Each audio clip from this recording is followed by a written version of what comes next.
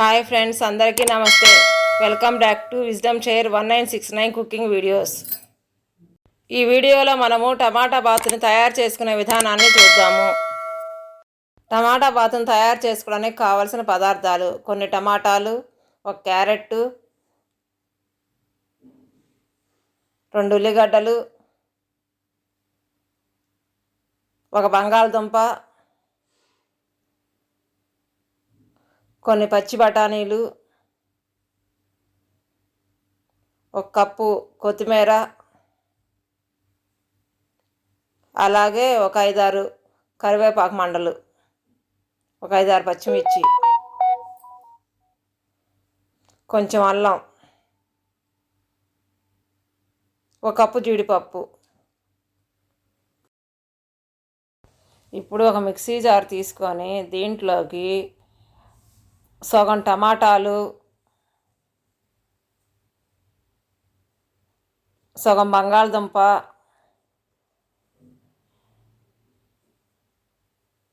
సగం క్యారెట్ని తీసుకొని ఈ మూడింటిని కూడా చిన్న చిన్న ముక్కలుగా వేసుకొని కాస్త అల్లం ముక్కను కూడా చిన్న ముక్కలుగా కోసుకొని దీంట్లో వేసి మూత పెట్టి గ్రైండ్ చేసుకోవాలి. ఇప్పుడు స్టవ్ మీద ఒక ప్యాన్ పెట్టుకొని ప్యాన్ అంతా వేడెక్కిన తరువాత 1 స్పూన్ నెయ్యి వేసి కరిగించుకోవాలి.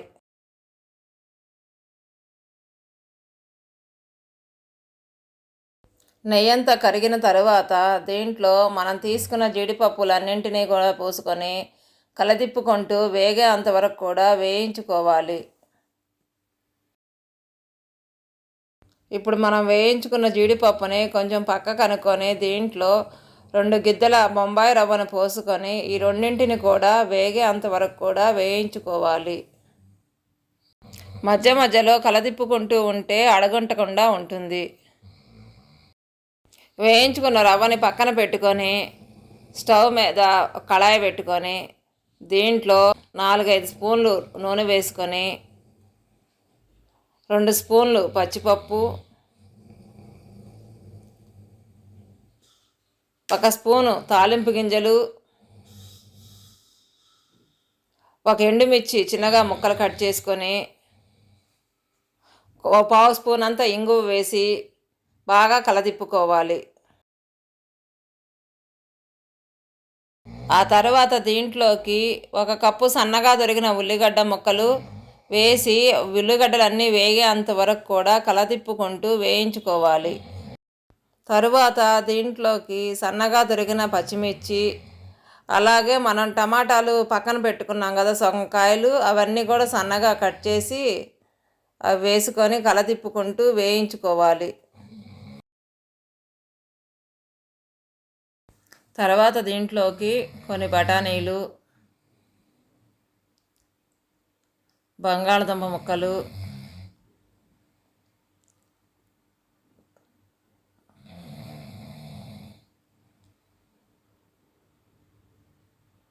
క్యారెట్ తురుము, కొత్తిమీర, కరివేపాకు వేసుకొని మొత్తం బాగా కలతిప్పుకొని మనం గ్రైండ్ చేసి పెట్టుకున్న ఆ పేస్ట్ అంతా కూడా దాంట్లో వేసుకొని బాగా వేగే అంతవరకు కూడా మూత పెట్టుకొని వేయించుకోవాలి. మధ్య మధ్యలో మూత తీసి అడుగంటకుండా కలతిప్పుకుంటూ ఉండాలి.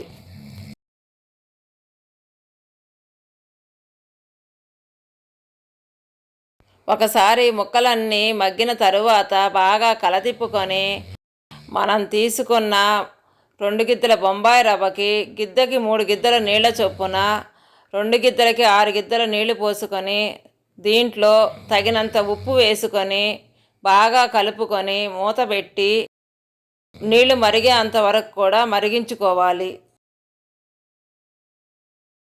నీళ్ళన్నీ మరిగిన తరువాత మనం వేయించి పక్కన పెట్టుకున్న బొంబాయి రవ్వను తీసుకొని దీంట్లో కొంచెం కొంచెంగా పోసుకుంటూ గడ్డలు కట్టకుండా కలదిప్పుకుంటూ వేసుకోవాలి. తరువాత ఈ రవ్వ మొత్తాన్ని కూడా బాగా కలతిప్పుకొని స్టవ్ ఆపేసుకుంటే టమాటా బాత్ రెడీ అయిపోయినట్టే. Thank you for watching. మీకు మా వీడియో నచ్చినట్టయితే please like, share, subscribe and click the bell icon.